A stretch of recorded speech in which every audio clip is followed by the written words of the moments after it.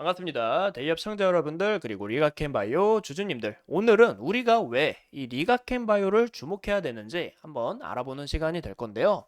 현재 신약 개발의 혈안이 된 이 빅파마로 인해서 이 리가캔바이오가 장 모멘텀을 가졌다라는 부분과 여러분들이 굉장히 궁금해하실 만한 이 아스코에서 어떤 데이터를 공개하는지, 그리고 이 기술력이 어떤 부분에서 뛰어난지 제가 상세하게 설명을 드리도록 하겠습니다.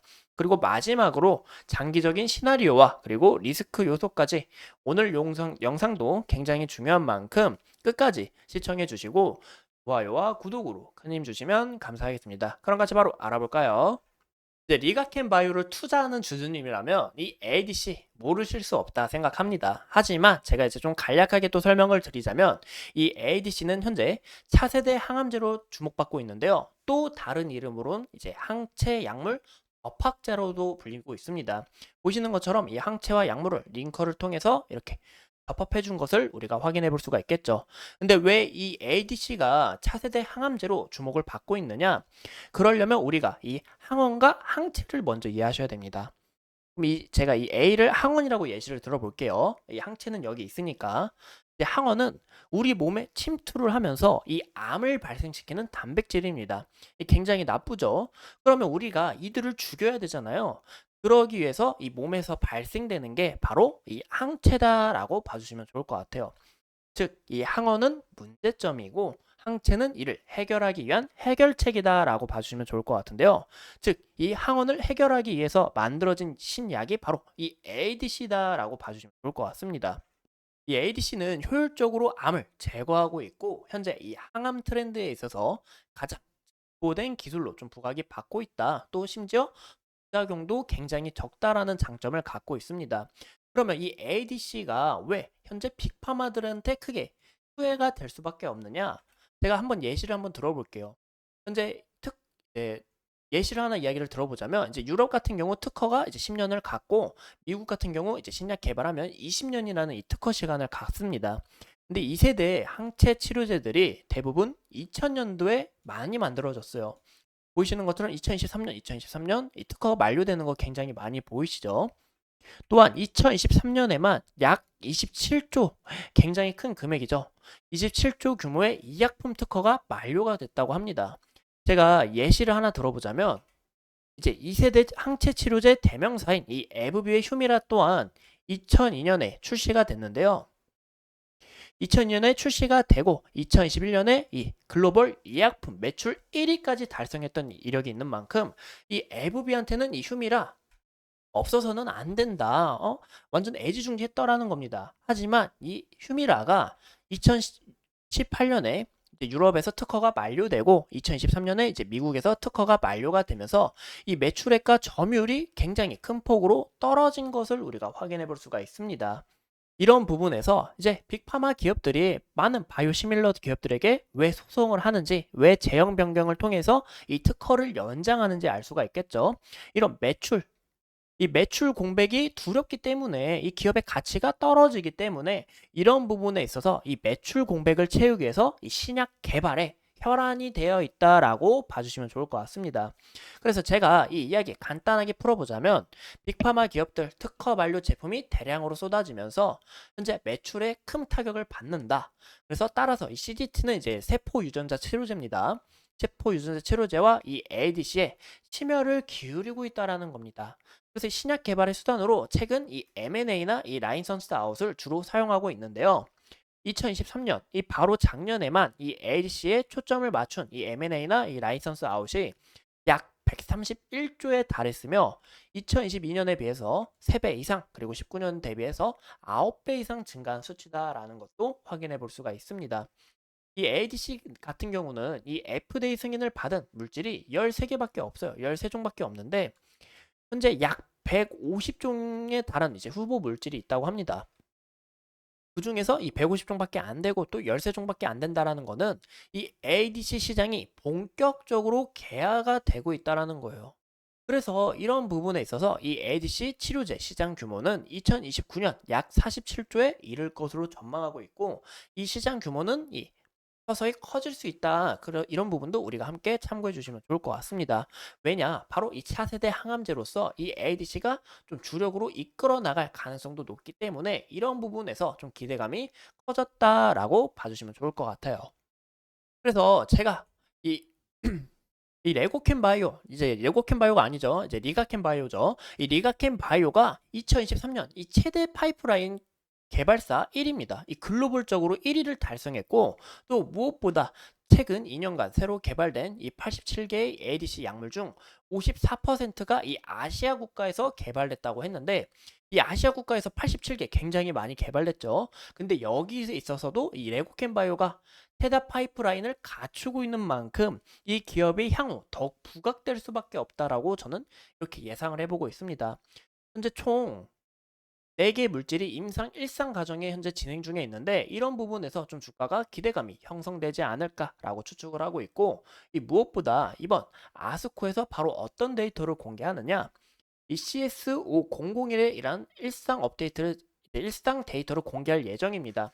여기서 공개를 하고 또 2024년 바로 올해 4분기나 하반기 때 이 LCB84 일상이 종료가 되는데, 이 LCB84는 여러분들이 아시는 것처럼 이 얀센한테 대규모 라이선스 아웃 체결하면서 크게 주목을 받았었죠. 근데 여기 있어서 일상 종료가 되고 여기서 좀 좋은 소식이 나온다 하면 우리가 이런 마일스톤 좀 기대해 볼 수가 있겠죠. 그래서 여기에 대한 기대감도 어느 정도 살아있다라고 봐주시면 좋을 것 같아요. 제가 봤을 때 이 LCB84 일상 종료하고 추가적인 이 긍정적인 소식은 이 에스모에서 좀 공개하지 않을까 좀 추측을 해보고 있고, 이 무엇보다 이 CS5001이 뭐냐, 바로 이 에이빌 바이오와 함께 개발을 진행하고 있는 약품인데, 이제 LCB71 같은 경우 이제 중국 시스톤 사로서 이제 기술 이전하고 미국과 호주, 중국에서 임상 1상을 진행 중에 있습니다.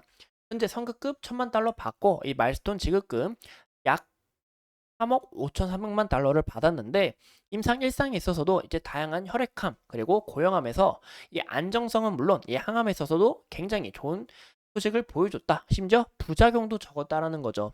이제 이 두 가지 물질을 함께하는 이제 이중항체다라고 좀 봐주시면 좋을 것 같습니다. 이 CS5001 그래서 이제 에이벨 바이오도 함께 수혜를 받을 수 있다라는 거 우리가 좀 참고해 주시면 좋을 것 같고, 그러면 이런 이 ROR1 이게 과연 뭐냐, 좀 여러분들이 이 부분 굉장히 궁금하실 거라 생각해요. 제가 좀 얘기를 간단하게 좀 풀어보자면, 이제 ROR1은 수용체로 이제 두 개 밀접하게 관련된 이제 I형 단백질이다라고 보시면 될 것 같습니다. 이제 ROR1, ROR2가 포함한 이제 구성체라고 봐주시면 좋을 것 같은데, 이제 이 ROR이 뭐냐, 바로 신호 전달 경로에 있는 이제 약물이라고 좀 봐주시면 좋을 것 같아요. 즉 이제 좀 간단한 이야기를 풀어보자면, 이 구조 자체가 이제 종양세포로 이동하는 이 이동이나 그리고 침입 그리고 암 전이를 촉진하는 물체의 신호를 전달을 경로를 판단할 수 있는 이제 활성화제라고 봐주시면 좋을 것 같습니다. 간단하게 좀 얘기를 들어서 이 악성 종양에서 암이 저기 있다라고 좀 판단할 수 있는 이런 물질이다라고 봐주시면 좋을 것 같아요. 그만큼 이제 신호 전달에 있어서 굉장히 유망한 이런 약품이다라고 봐주시면 좋을 것 같고, 이 ROR1 같은 경우 현재 항암제를 개발하는 데 있어서 이 매력적인 표적 치료제라고 현재 불리고 있습니다. 이런 긍정적인 장점이 있고, 좀 제가 이제 좀 쉽게 이해하려고 그림을 가져와 봤어요. 그림을 먼저 보여드렸어야 되는데, 보시는 것처럼 이 종양에 도달을 하게 되면 이 링커와 전구 약물이 딱 절단이 되면서 아까 말씀드렸던 이 PBD 이 독소가 방출이 되고 그 결과 이 암세포에서 DNA 교차 결합이 발생합니다. 그러면 이 독성 문제도 해결이 되고 여기서 암만 딱 선별해서 없앨 수 있고, 그만큼 독성 문제도 없고 암도 혁신적으로 제거를 하고, 이런 부분에 있어서 이 ADC 약물 개발이 굉장히 매력적인 치료제다, 이 표적 치료제다라고 봐주시면 좋을 것 같습니다. 그래서 이번 CS5001 또한 높은 ROR1 이 발열을 가지고 있기 때문에 이 다양한 적응적으로 뭐 혈액 종양 그리고 악성 고형 종양 이런 부분에서 모두 정밀한 치료가 가능하기 때문에 현재 주목이 됐다라고 봐주시면 좋을 것 같아요. 그럼 우리가 이 차트를 같이 보신다면, 이 보시는 것처럼 이 리가켄 바이오는 이제 얀센에 대한 기술 이전 체결 기대감으로 주가가 미친 듯한 상승세를 보여줬습니다. 이 점상 굉장히 미친 듯한 상승세 보여줬죠. 하지만 추후 주가가 소폭 이렇게 떨어지는 조정을 받는 모습을 우리가 확인해 볼 수가 있는데 그 이유가 바로 최대 주주 지분을 해결하는 데 있어서 좀 문제가 있었기 때문입니다. 이 양수인도 여러분들이 이제 오리온이 이제 지분을 사면서 이제 인수합병을 했잖아요. 근데 인수합병을 하는 과정에 있어서도 이 양수인도가 기존 오리온이 아니라 이 자회사가 등록이 되어 있기 때문에 이런 부분에서 좀 실망 매물과 좀 우려감이 반영됐다라는 것을 봐주시면 좋을 것 같고 추후 이제 오리온 측에서 이제 대규모 자금이 들어오고 또 이 AACR에서 대한 기대감과 그리고 아까 말씀드린 것처럼 2023년 가장 많은 이 파이프라인을 보유했다라는 이런 부분이 부각이 되면서 좋은 상승세를 보여줬습니다. 하지만 추후 다시 한 번 더 주가가 떨어지는 것을 볼 수가 있는데 왜 주가가 떨어졌느냐? 이 AACR이 끝나고 차익 실현 물량이 나오면서 주가가 떨어진 부분도 있고 또 이때 당시 이란과 이스라엘 문제가 있었기 때문에 지정학적 리스크로 좀 주가가 조정을 받았다라고 봐주시면 좋을 것 같아요. 하지만 현재 다시 한 번 더 주가가 우상향하는 이런 그림을 볼 수가 있는데요. 그 이유가 이번 아스코 이제 아스코가 5월 31일 날 열린다는 거 우리가 참고해 주시면 좋을 것 같고 현재 여기에 대한 기대감이 서서히 반영돼 가고 있는 과정이다라고 봐주시면 좋을 것 같아요. 그래서 우리가 이 리가켄 바이오 좀 집중적으로 살펴보시는 게 좋을 것 같고 이번 아스코뿐만이 아니라 또 이 에스모 제가 아까 말씀드린 것처럼 이 아스코가 세계 3대 암학회라고 이야기를 드렸죠. 그럼 이제 한 가지가 더 남았습니다. 바로 이 에스모가 남았는데 이제 이 에스모가 9월 13일부터 9월 17일까지 열립니다. 그래서 여기에 대한 기대감도 다시 한 번 더 반영될 수 있다는 것도 우리가 참고해 주시면 좋을 것 같아요. 하지만 아까 말씀드린 것처럼 이 얀센과 기술 이전 체결한 이 LCB84 네, 일상이 종료가 되는데 여기에 있어서 결과가 안 좋을 시 데이터가 별로 안 좋을 시는 이 실망 매물이 이어질 수 있다는 거 우리가 참고해 주시면 좋을 것 같고 이 국내 바이오 업체들이 대부분 그렇지만 규모가 좀 작습니다. 그래서 연구 개발을 좀 주력으로 하는 기업들도 많이 있어요. 현재 리가켄 바이오도 좀 약간 그런 형태로 볼 수가 있는데 현재 리가켄 바이오한테 굉장히 중요한 이슈는 바로 기술 이전에 대한 이 라이선스 아웃이나 아니면 이 말손 대금을 수령받는 이런 부분이 좀 모멘텀으로 크게 작용되지 않을까 저는 그렇게 생각을 해보고 있습니다. 무엇보다 우리가 신규 파이프라인 준비해 봤어요. 이런 이슈도 굉장히 좀 긍정적인 움직임을 나타낼 가능성이 높겠죠. 또 무엇보다 이 ADC 같은 경우 현재 개화 시기라고 이야기를 드렸죠. 1상 진행하고 3상을 가고 이 상용화가 되기까지 최소 10년에서 15년이라는 긴 시간이 걸립니다. 이 많은 자금과 많은 시간과 이런 대규모 자금이 필요하다 보니까 이런 부분에서 이 상용화는 좀 어려울 것으로 보이고 있어요.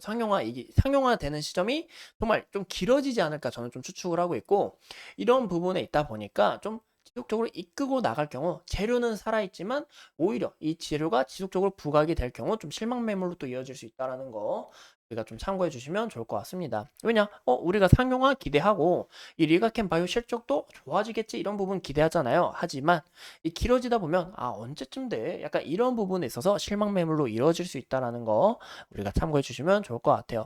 이런 부분에 있어서 이 기대감으로 좀 주가가 상승하는 부분은 맞지만 이런 결과 그리고 상용화 이런 부분은 미지수이기 때문에 이런 부분 좀 우려되지 않을까라고 생각해 보고 있습니다. 이상 이 리가켄 바이오 함께 알아봤고 여러분들의 투자가 성공적인 투자가 될 수 있도록 항상 응원하도록 하겠습니다. 오늘도 소중하게 영상 시청해 주신 점 감사합니다.